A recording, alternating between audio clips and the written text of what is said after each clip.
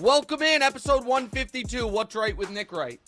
Live from Trentage in Harlem, New York's premier women's boutique, alongside my lovely daughter, Diorra, fresh off a trip to see a couple universities in Northern California. Just spilling all my business. Well, that's where we were this week, and that's why you were not here on Tuesday. I have to tell the audience why you were not here Tuesday. Not here today in Los Angeles is our concierge of the show, second in command, Matt Ford. Matt is out either on personal business or on business, but I do have to say one thing before we get into today's show. We have a huge show. The Heat beat the Celtics last night, as predicted by me. Once again, just rolling in correct predictions. I have gotten two things wrong these NBA playoffs. The Warriors beating the Kings, I got wrong, and the Celtics beating the Sixers, I got wrong, which is interesting because both of those series, I picked them to go 7 games, and the reason for me to be wrong this postseason, it took literally the two highest scoring Game 7 performances in NBA history. Steph's 50 against the Kings, and then Tatum's 51 against the Sixers, but that's neither here nor there. What I was trying to get to is we're going to get into that Game 2 of Nuggets-Lakers tonight. The absolutely bananas expectations for Victor Wembanyama, all that. But first, a note on Matt Ford. So here's a text I get from Matt Ford a few days ago. Yesterday, actually, 9:30 in the morning. Just FYI, Rafa, meaning Rafa Nadal, is plus 650 to win the French on FanDuel right now. Here's the breaking news alert I get from the New York Times 10 minutes ago. Rafa Nadal said he would withdraw from the French Open because of a core muscle injury. Thanks for that betting tip, Matt Ford. You gave me an injured player. The first piece of gambling advice Matt's ever tried to give me to try to pay me back for all the great picks I've given him, and the guy withdraws due to injury. However, that is not the story today. The story is, of course, the NBA playoffs. But before we get to that, here's what missed the cut. The PGA Championship already underway. Diorra, the battle for the Wanamaker Trophy. Probably the least. Sounds like a character in like a Star Wars movie. Well, it's not. It's the least prestigious of all the majors, in all the golf majors, but it's still one of the 4 majors. Aaron Judge accused of cheating. He was not cheating. And D'Lo knocking down shots with ladders in his way seemed a little dangerous. Also, whatever his pregame routine he couldn't miss. Well, and I don't know if we can roll this video or not, because right now it's just a still shot. There it is. There's the ladder. The problem is D'Lo, whatever he did in the pregame, he shouldn't do before Game 2, because he was probably the worst Laker in Game 1. But we don't want to start out west. We want to start out east with the Heat-Celtics game. Diorra, go right ahead. Okay, playoff Jimmy ran circles around the Celtics last night, Yep. and he has more than earned his spot in Club Superstar. Yeah. You followed a few incredible Heat playoff runs. Is this the most impressive one? Well, it's the most improbable, and so here's the deal. If you watch the TV show or this show, you know that with a couple weeks left in the season, I was making the case that the Celtics were potentially in trouble as the 2 seed because Miami had not caught Brooklyn to get up to the 6 line. They were the 7 seed.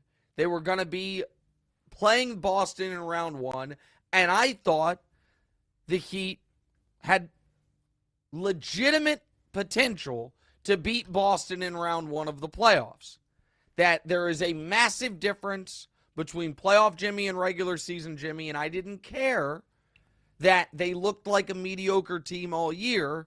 They could be dangerous. But then they lost their first play-in game to the Hawks, fell to the do-or-die part of the play-in, almost lost that one, and then they're playing Milwaukee, and even I, someone that respects Heat culture and playoff Jimmy, did not think they could beat Giannis for for the second time in 4 postseasons. But then Giannis got hurt, and then even when he came back, Jimmy Butler was absolutely sensational, and they beat them. Since then, I've picked them in every round. Now, an 8 seed getting to the NBA Finals, we've only seen it once. That was in the 99-50 game season with the New York Knicks, who actually beat the 1-seeded Heat to get there. This would be the most improbable of the Heat Finals runs.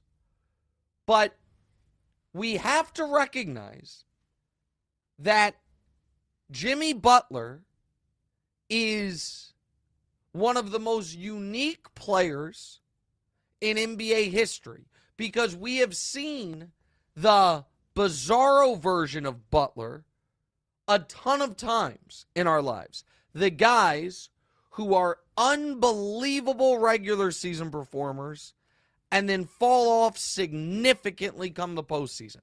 We are used to those players, and in fact, the Celtics in the previous round played the poster child of that in James Harden, and a guy who unfortunately is starting to build that resume up himself as well in Joel Embiid.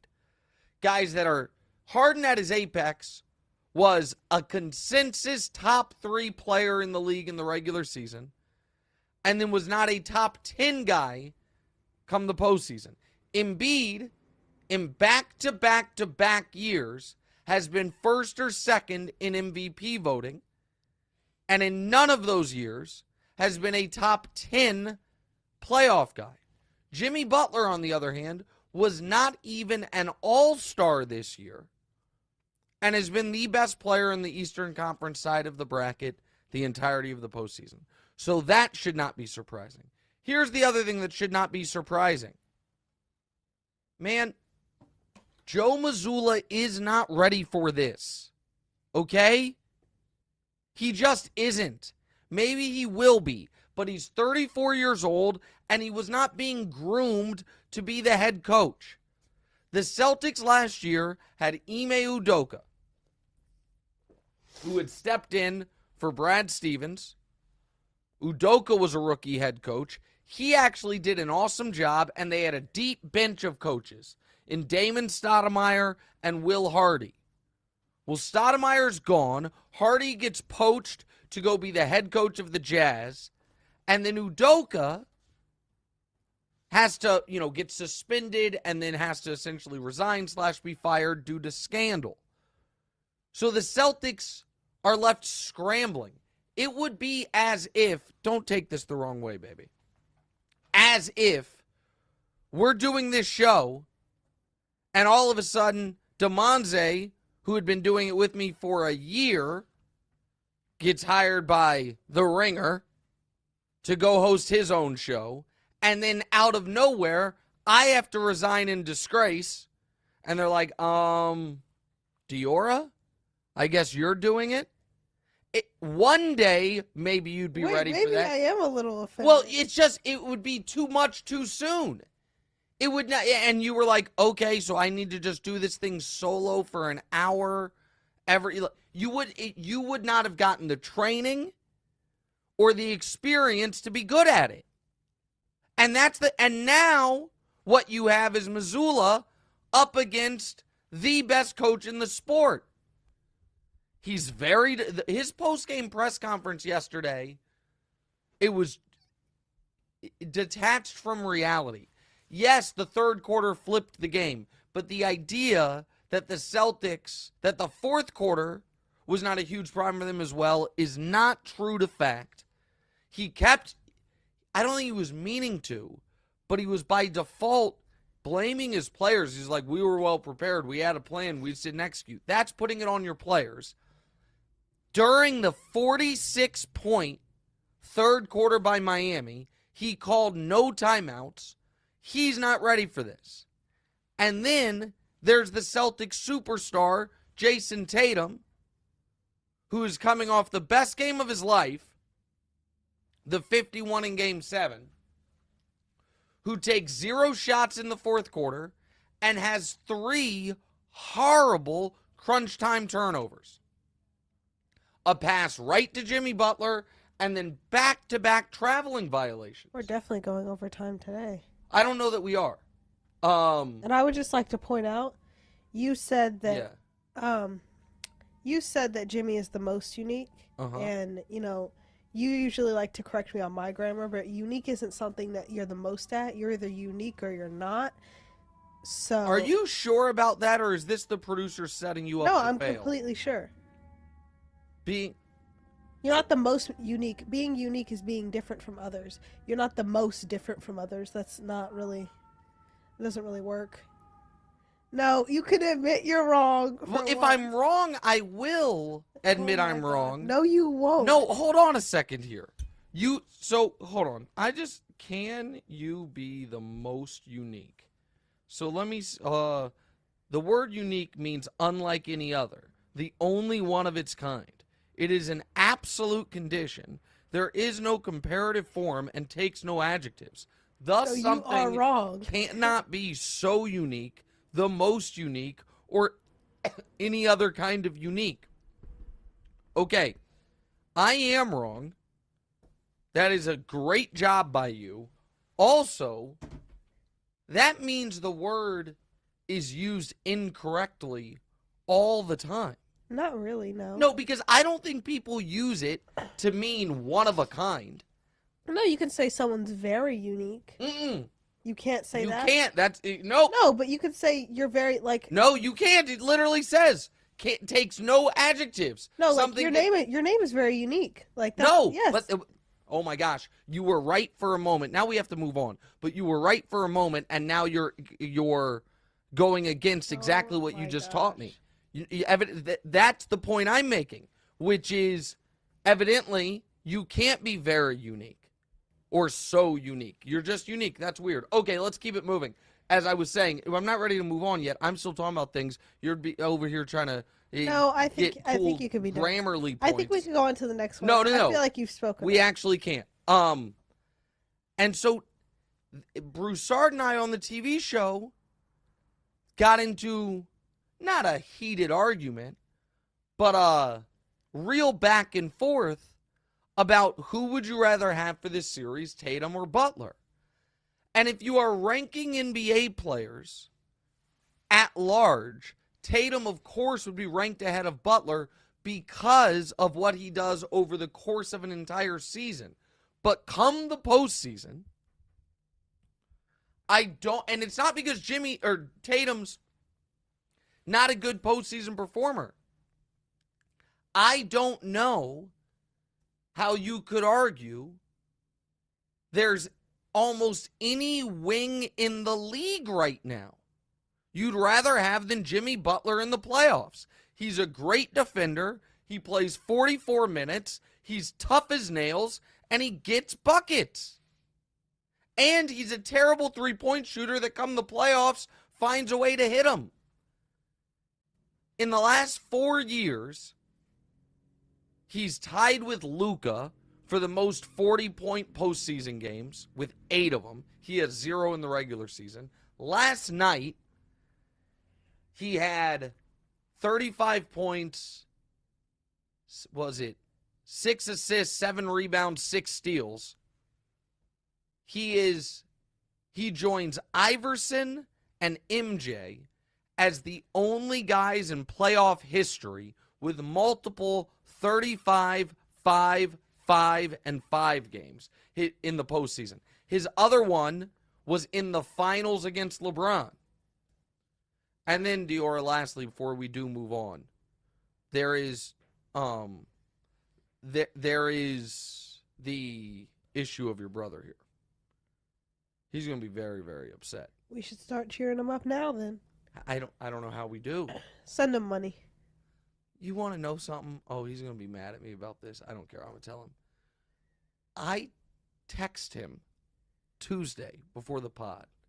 I was like, I got a surprise for you, buddy. He's like, what's that? Oh, no. I said, I think I'm going to buy you a ticket to Lakers-Nuggets Game 3. And he texts back. He's like, oh, my God, thank you so much. That would be – really? I'm like, yeah. He's like, that would be so amazing because it's on a Saturday. He could go. It'd be perfect. You know he texted me back? He's going to be mad at me here. Sorry, pal. Texts me back like 30 minutes later. He's like, I really appreciate the offer, and I'd love to go. But if you just want to send me the money that ticket would cost instead, that'd be cool too. Like, no, man.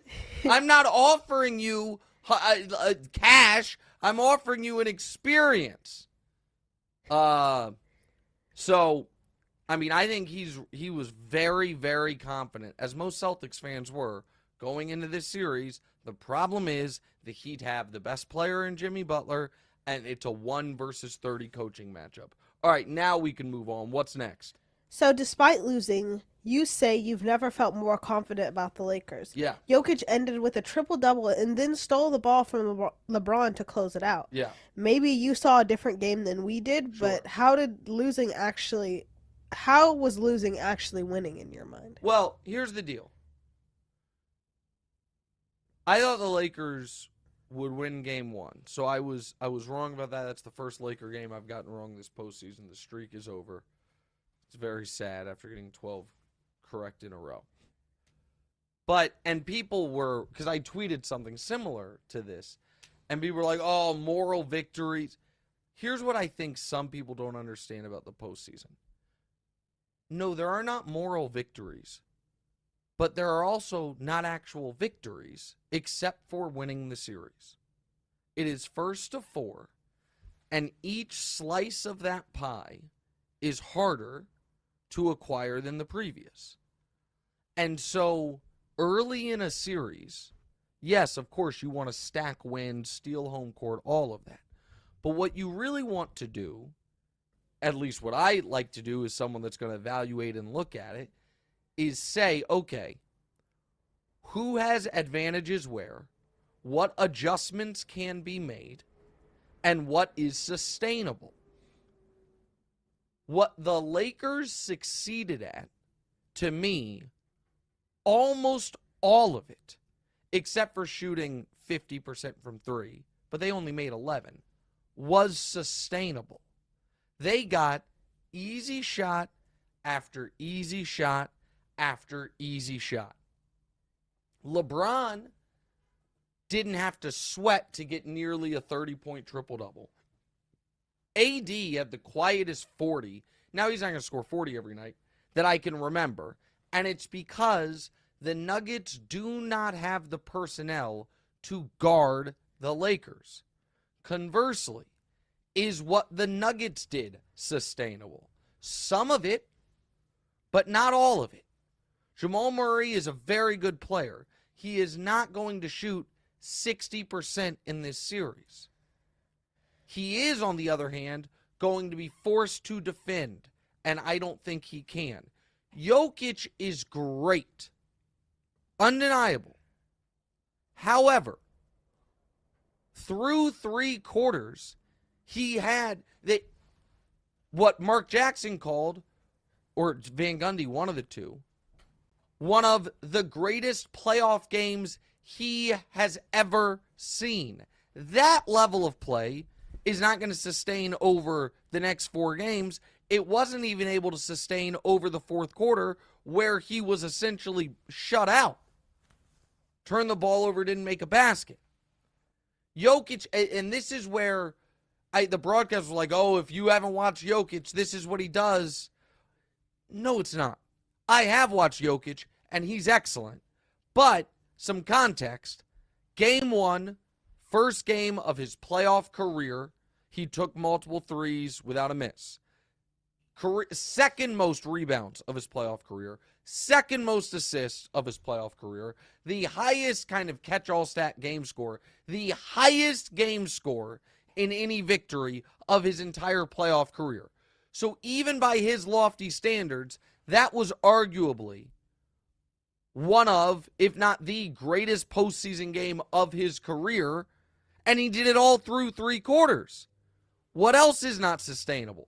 The Jokic 3 at the end of the 3rd quarter and the Murray long 2 from the same spot at the end of the shot clock, those are 1 in 15 shots, and they made them both. Now, you can say Austin Reeves banked in a 3, but also Michael Porter Jr. hit a stupid one from the corner. Those two cancel each other out. The Jokic-Murray, those 2 shots, not sustainable. The Lakers had their worst defensive half of the playoffs, and despite that, had the ball with 45 seconds left, down 3, with the ball in LeBron's hands. And he missed. Listen, LeBron at the end of the game missed about a 12-footer, missed that 3, and turned the ball over.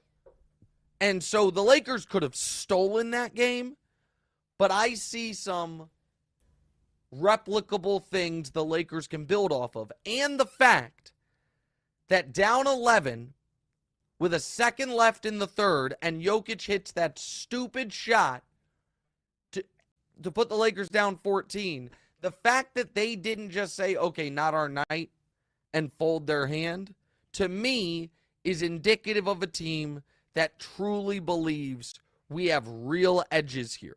We are going to be able to score at will in this series, and that is not what the Lakers' strength is scoring. Their strength is defense. So all of that is, to me, reason for real optimism going into tonight's game and going into the rest of the series. Interesting. So, go ahead. No, just like losing is winning is like a very unique take. Yeah. Well, it's not that losing is winning. Oh, and very? Mm-hmm. It's an adverb. I feel like it could go in between. Okay. Again, you're now contradicting your own correction of me, but that's fine. Pardon me. The point that I am not saying it was better for them to lose than to win. What I am saying is there are certain times that in a long playoff series, you feel like in the very beginning, oh, we have figured things out.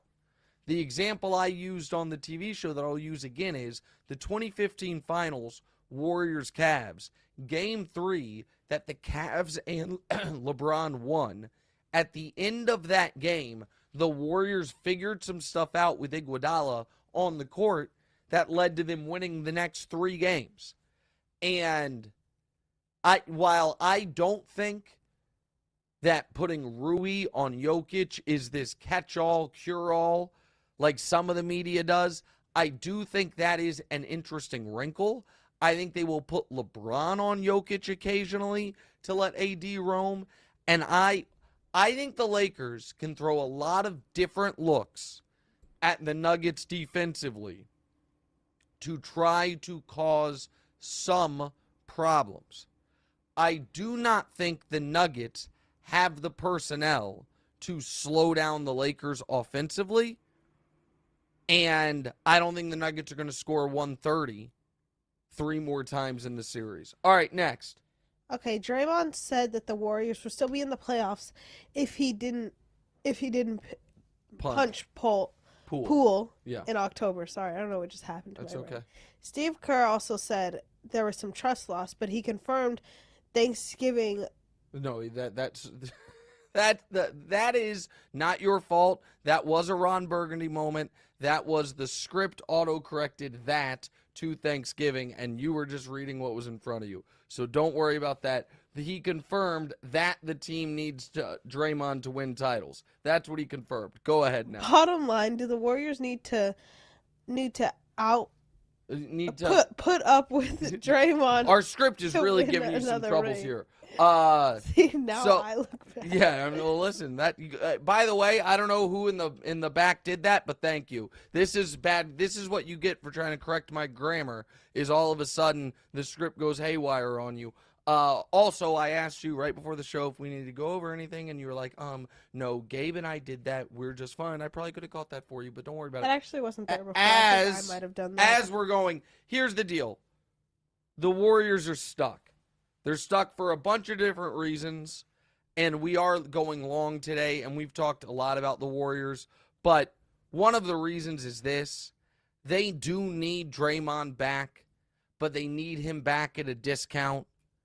But there is no chance they can ask Draymond to take less than what they're paying Jordan Poole, who was unplayable in the postseason, and they can't pay him more than Jordan Poole at $32 million a year. So they probably have to trade Jordan Poole and they will be trading him at his absolute nadir when it comes to his trade value.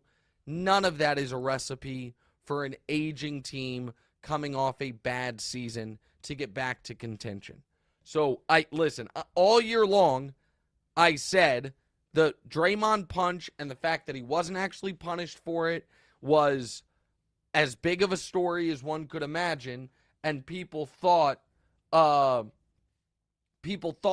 I was making too big of a deal of it. He and Kerr acknowledged that, of course, knocking out your teammate, having the entire world see it, and having the team then say, we can't punish the guy because that would mean he misses ring night, was going to have real impact on a team's ability to compete for a championship. All right, last.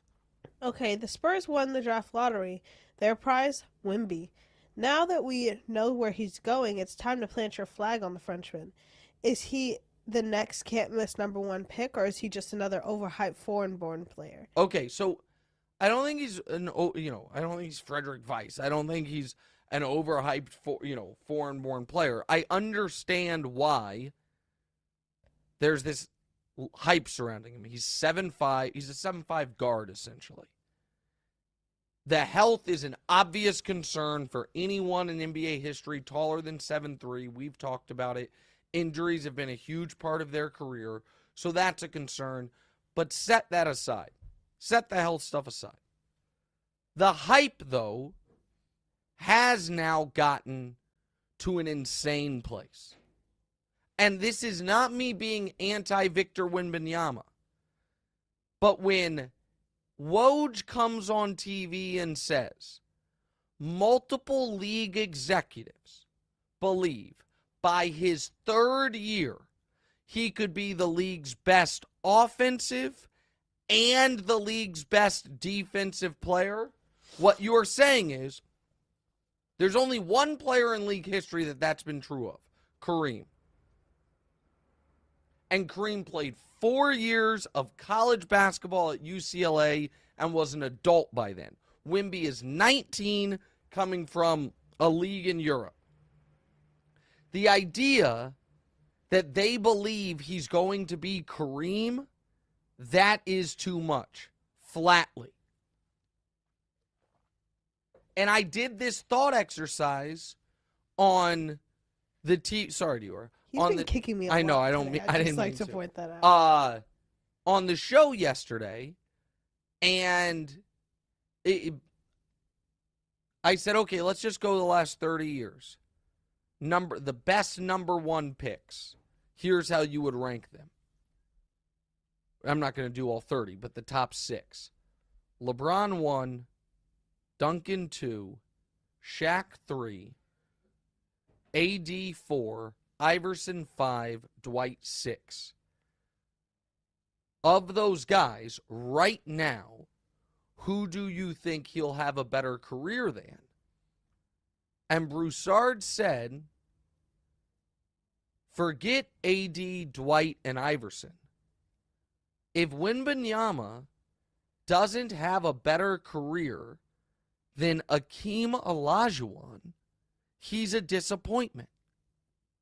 Well, that's unfair. If the expectations are, if he does not become one of the 8 greatest players in the history of basketball, he's a disappointment. It's unfair. And people have said, well, that's what we did. The expectations were of LeBron. And that has haunted him.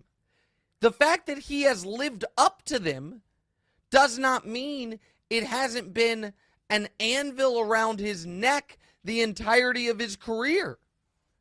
LeBron is still 20 years in, held to an impossible standard. So yes, of course I would take Wemby number 1.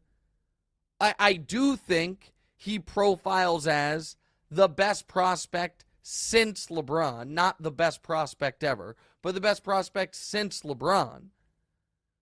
But if we are saying if Victor Wembanyama wins 3 rings and 2 MVPs, we're going to say that's a disappointing career. Brew on the show yesterday said if he's Kevin Durant, it's a disappointment. That's crazy. It just strikes me as unfair. Go ahead. No, I was... It strikes me as just an unfair expectation, and I know I said we'll leave the injury stuff aside. Guys that tall, the injury concern is not a, well, yeah, anybody can get hurt type of concern. It is a real, omnipresent concern. Note from producer Matt Ford, who says he was refunded his bet when Rafa withdrew. So will I now withdraw my defamatory comments? I won't, Matt. And here's why, you lovable doofus. You thought, ostensibly, that plus 650 was good value for Rafa, instead of thinking, wow, why is he plus 650? Is it possibly because he's dealing with a significant injury, and the fact that he ended up having to withdraw due to the injury just means we're lucky it was as significant as it was, because it was 5% better, and he tried to fight through it and gets knocked out in round 3 because he's hurt. We're out a lot of money. Come on, Matt. Be better. Quick break, right back. What's right?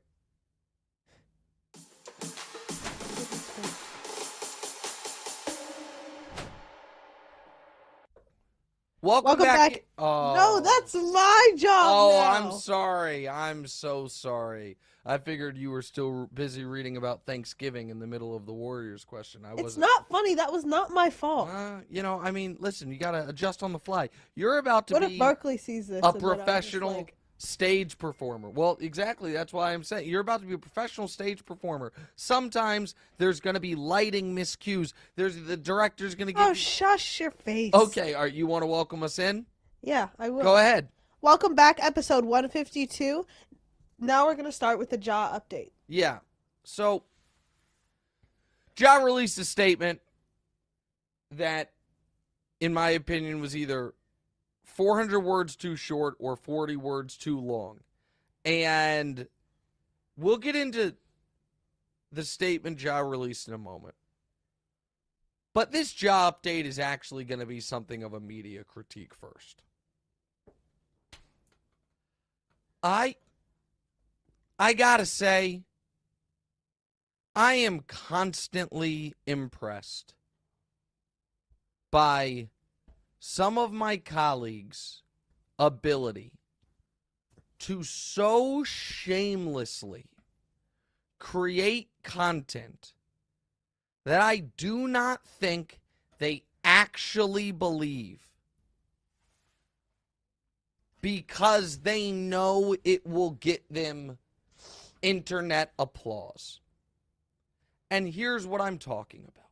And because there is this whole genre of discourse that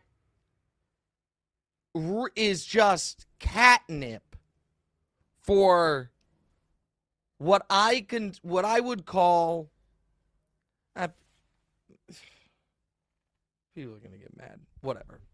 What I would call either the dumbest smart people or the smartest dumb people. I'm not sure which group it is, but they're very similar. Which is things that sound really smart at absolute surface level, but the moment you do, I'll give you a non-Ja example. It's the same genre of, well, why is it offensive to say all lives matter? Don't they? Of course they do. Are you saying when you say Black Lives Matter that, what if I said white lives matter? Why are they not the same? Why is there a black entertainment television? What if there were a white entertainment television? Like, those things at the very surface level, you might be able to get someone and be like, raises some interesting points. Hadn't thought of it. And then the moment you dig 1% deeper, it's like, oh, the reason we're saying, like, Black Lives Matter instead of All Lives Matter is because there is right now a crisis of violence perpetrated by the state against a specific community, much like if there was a giant uptick in breast cancer, we might, I don't know, have Breast Cancer Awareness Month and do marches, and that's not us saying, hey, anybody with colon cancer, go to hell. It's like, oh, okay, yeah, that makes more sense. And the Ja commentary that is folks chest out saying, what law did he break? Huh? You tell me why he should be in any trouble at all. That's an open carry state.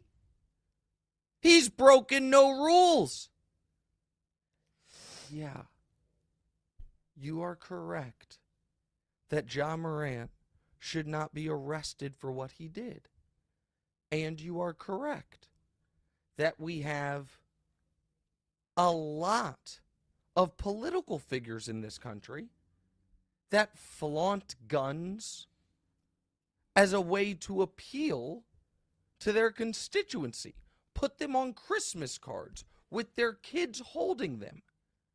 And yes, of course, you are correct. And we all know that there is a massive hypocrisy in how the general public reacts to people carrying guns depending on if that person is white or black. Everybody knows that. That is a real issue that deserves significant discussion and remedy. But none of it applies to this situation. None of it. Ja is in trouble because he has allegedly, over the last year, done the following. Gotten in a fight with a 17-year-old, hit the 17-year-old, and then allegedly came outside to confront the 17-year-old with a pistol in his waistband.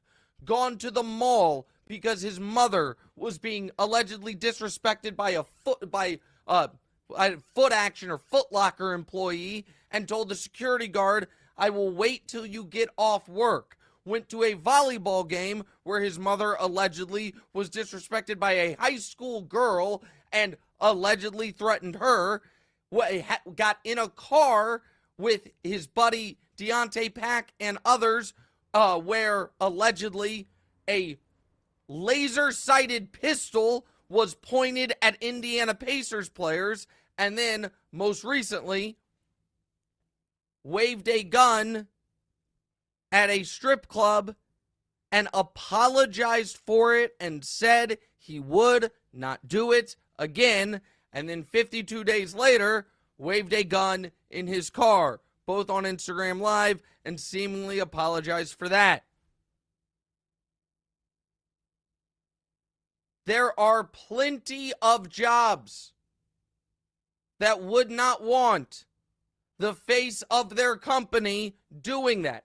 Are there jobs where that would get you a promotion? Is one of those jobs insanely, seemingly certain districts of the United States House of Representatives? Yes. Does Ja work in one of those jobs? No. It's not complicated. Go ahead. No, I think the main problem here isn't the fact that he owns a gun, it's that he uses it like a toy to show and flaunt around. And of course. And like you're saying, like the NBA is not a job that you just need a gun for. But it's also, there's also different responsibilities for it. And I used this example before, I will use it again. If Ja Morant 2 months ago posted on Instagram a homemade sex tape with him and his girlfriend, and the NBA and the Grizzlies were like, buddy, no. And then he was like, I'm sorry, I won't do it again. And then last week, posted a new one. Do you know how ridiculous you would look if you went on TV and be like, pornography's all over the internet. There's billions of views on Pornhub. And you're telling me Ja did something wrong? What law did he break? You don't have to break a law for it to be wrong. To piss off your employer. Everybody knows this. Yeah, that's also like, it could be with freedom of speech. You say something stupid, you could still get fired. Of course, you just can't get arrested for it. Yeah. And this is what's so frustrating. Everybody knows what I'm saying is correct. But they also know that, man, I will go viral if I say, tell me why what Ja did is wrong. Even though in your own brain, you're like, well, obviously, if this were my brother or my son or my daughter, I would say, what the hell are you doing? Can you imagine? I'll use DeMonte as an example again. Can you imagine? DeMonte does not make $50 million a year as the face of the Memphis Grizzlies. DeMonte has a good job at Fox and is like a partial face of this podcast. Can you imagine if on social media he was riding around in a car playing with a gun? What I would say to him? Like, I'm beside myself even thinking of it. I can't even imagine that conversation. And everybody knows that. And the reason it bothers me is because I feel like it is folks taking the easiest road possible on what could be a fascinating conversation. If you want to talk about gun control in this country, and you want to talk about the fact that the NRA and a lot of the conservative right in this country defends your right to carry an AR-15 into a Chipotle, yet doesn't seem to ever stand up for the armed black citizen who is killed by a cop, not because they were pointing their firearm, not because they were wrong place, wrong time, cop saw a black guy with a gun and killed him. You want to have that conversation about why those people aren't supported? I'll listen to it. You want to have the actual historical conversation that so many of these dopes aren't even aware of? Do you know who and why initially passed? Like, why does California to this day have strict gun laws? What got that ball rolling? I don't know. Governor Ronald Reagan, with the support of the NRA in 1967. Why? Because the Black Panthers armed themselves and marched on the Capitol. And all of a sudden, a conservative governor and the NRA helped pass the Mulford Act, significant gun control legislation. So it was scary black guys with guns. We can have those conversations if you want to have them. They're interesting to me. I think they are important ones to have. But to not do it, but instead futz around with it, acting like Ja Morant is a victim here, instead of having the tougher conversation, is ridiculous. Now, last point on this. When I said a statement was either 40 words too long or 400 words too short, here's what I mean. Ja continues to make bad choices in how he's handling this, because he is apologizing for his behavior, seemingly with no intent to stop the behavior. And this is something oddly, like, in not about stuff like this, obviously, but you and I have we've talked about similar, which is, hey, if you've decided I am okay with the consequences of X. So I am going to do it. So you're 18 now. I've had this conversation with your brother. It's different when you're a little kid. So be it. Go with God. But if you have decided, I am going to do X because I am going to say I did Y, and I don't think I'm ever going to have to deal with the consequences of it, then it's a terrible decision. Then that means you know you're making the wrong decision, but you just think I won't ever be held accountable for it. That, to me, is what, if Ja thought what he was doing was fine, he wouldn't have apologized to Adam Silver, and he wouldn't have gone to 72-hour rehab, whatever the hell it was. I don't even know what type of rehab it is. Like decision-making rehab? I don't know. So, Ja could have, and I guess before he released this statement, Ja could have gone this route. I've done nothing wrong. I'm a legal gun owner. I can have it in my car. You guys are only bothered because it's rap music on in the background. I've never been arrested. I've never been in trouble. I dare you to suspend me. I will see you in court. Show me what law I broke. Show me what I violated. He could have gone that tact. I personally wouldn't support it. But I know a lot of 2A folks who would. I think he would get significant, like, conservative media favorable coverage, who doesn't like the woke NBA anyway, and he could just say, line in the sand. Doing it. That's an option. The other option is to cut this stupid shit out. Instead, he chose the worst path. I'm very sorry. I let my teammates down. I've got to get better with decision-making on and off the court. I've got to mature. And 13 days later, he's on Instagram Live for a second time playing with a pistol. It's ridiculous. It's ridiculous. Again, I'm going to use a parenting analogy here. You're 18. You and I have different feelings on tattoos. Yeah. I'm not, and I have a few tattoos. Your mom's got a giant, beautiful tattoo on her shoulder. Your brother's got a few tattoos that, a couple of them I think are fine. One of them I think's dumb, but doesn't matter. I'm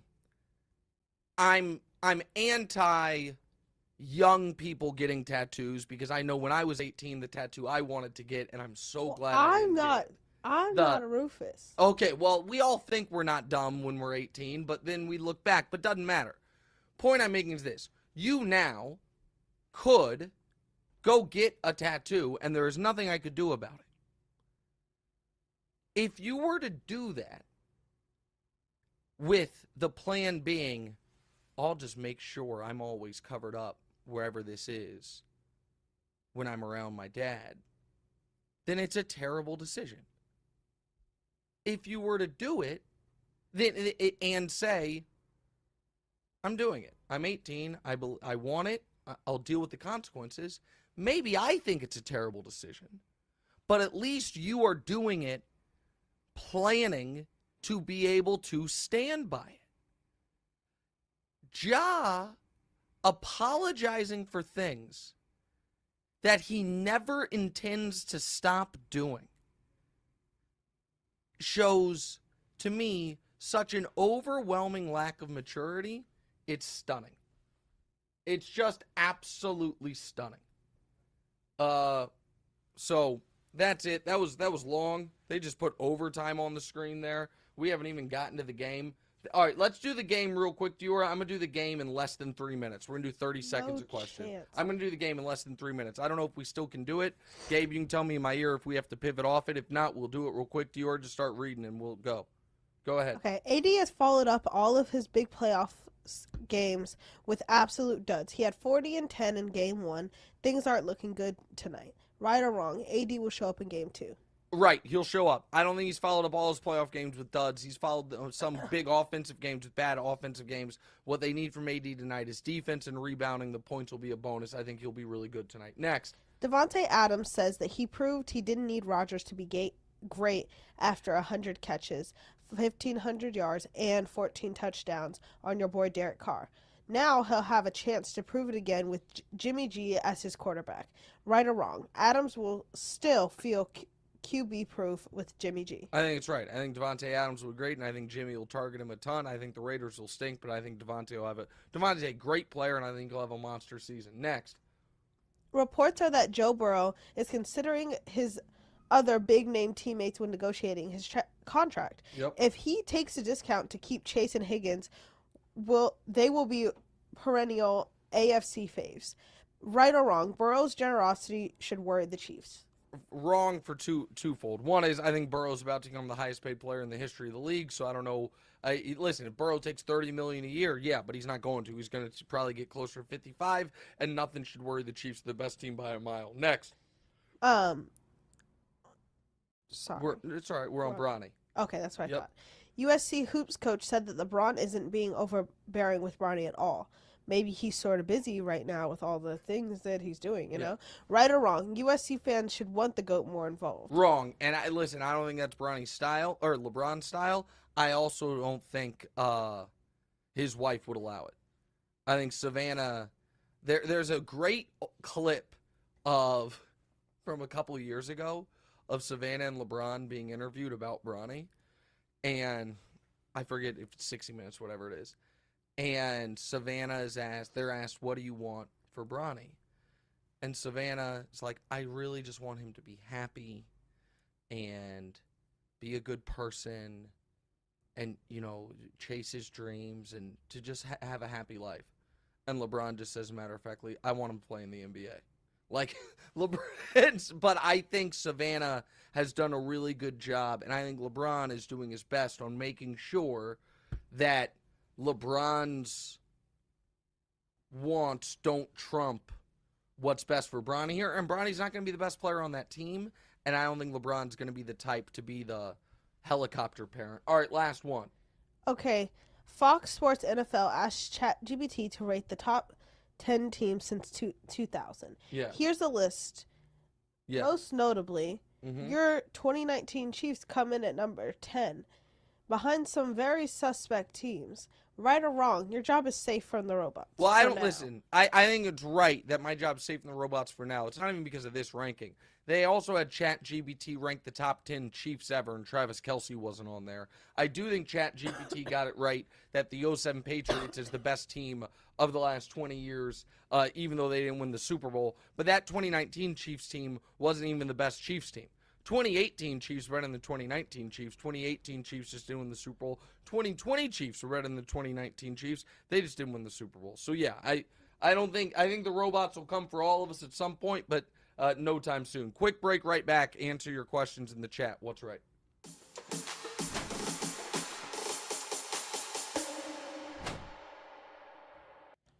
Welcome back, episode 152. Now we're going to read your fan questions. Go ahead. First question. Brandon Lacey asked, will Wemby win an NBA title in his first 5 years? I would be shocked. Guys typically don't win rings till they're 27. He's 19. His body's got to develop. He's the clear-cut number one pick. He's almost assuredly the best prospect since LeBron. But we are putting too much on this kid. If he comes out and changes the league and stays healthy and is what all these guys say to him, more power to him. But I'm not going to be part of the crowd that if this guy is 20 points and 6 rebounds as a rookie, which is about what I think, which would be unbelievable, that we're going to say he's disappointing. All right, next. Okay, Oscar Marshall asked, do you think that the final part of the Prince That Was Promised arc is for the Jags to be permanently based in London? Seems like the NFL is slowly leaning towards making it happen. I don't know about permanently being placed in London, but I could see like a half schedule in London. I could. And that is unbelievable that fits with my royalty Prince That Was Promised stuff. Next. Okay. -4-2 asked, if Jay Buckets and the Heat won a ring this year, would it be the toughest ring of all time? I don't think it'd be the toughest ring of all time because a round 2 matchup with the Knicks, throws a bit of a wrench into that, and there is no juggernaut out west. I mean, the Lakers are the 7th seed. The Nuggets are really good, but they're not a juggernaut. It would be the most surprising and unlikely ring of all time. These guys were 15-1 to win the title 12 hours ago, or 14 hours ago. And there were only 4 teams left. All right, next. Okay. Nick Adams asked, when LeBron retires, who do you think you'll root for? Team or a person? So, yeah, because I don't have a team. I root for whatever team LeBron's on, because Kansas City didn't have a team. And when I was a little kid, I was a Knicks fan. And then my high school basketball teammates and I were the same high school class as LeBron, and we would watch his games on ESPN. And I just decided when I was a high school senior, whatever team drafts him, that's who I'm going to go with. And then I was with the Cavs, Heat, Cavs again, Lakers now. Which is not the greatest, mark on my sports fandom, but because Kansas City never had a team and I didn't have a team growing up, I feel like it's okay. I mean, I'll roll with Luka. I like the Kings because of the family connection. I like I like Daryl Morey a lot, so I like the Sixers. But yeah, I think it's hard if you don't have a hometown team to just have one team that's your diehard team. So I have the Chiefs, I have the Royals. What about Jokic? I mean, Jokic is fine, but I'm not exactly known as a Jokic fan, so I don't think I'll be a Nuggets guy. But Luka, I probably roll with Luka once LeBron's done. All right, next. Scott Frazier asked, who got the best breaks with the NFL schedule, and who got screwed, i.e. Rams get 4 teams off the bye? So I think the Rams are probably the highest on the list. I'll be honest with you. I know Warren Sharp's done a ton on this. I haven't dug into the intricacies of it. I know the Chiefs are at a big rest disadvantage, but a lot of that, listen, if you're a great team, they're gonna be more worried about putting you on national TV and giving you big prime slots than they are about the fairness of rest, and I'm actually okay with it. It is an entertainment product after all. This is an unbelievable fact, though. The Chiefs obviously have 17 games this year. I bet this will blow Gabe's mind. Of all the people listening, producer Gabe's the one that I think will be most interested in this. 17 games for the Chiefs. How many do you think are in the traditional 1 o'clock on Sunday window? The 1 o'clock, or 1 o'clock or 4 o'clock, meaning how many of their games are not either a night game on national TV or the 4:30 prime spot on Fox or CBS? The answer to that question is 1. The Chiefs have 1 game all year that is not either Monday night, Sunday night, Thursday night, a standalone Saturday holiday game, or the 4:30 on Fox or CBS game. 1 game all year. All right, last. Okay. So that's a tough name. Anastasios Markopoulos. Go ahead. Asked, if the Nuggets versus Celtics in the NBA Finals, who will you be rooting for? Well, it's tough.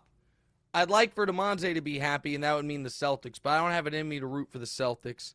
Never liked the Celtics, so probably the Nuggets. And Jokic will have earned it. I don't have anything against Jokic. I had it against the fact that I thought he was treated in a way we've never treated a superstar before they won anything.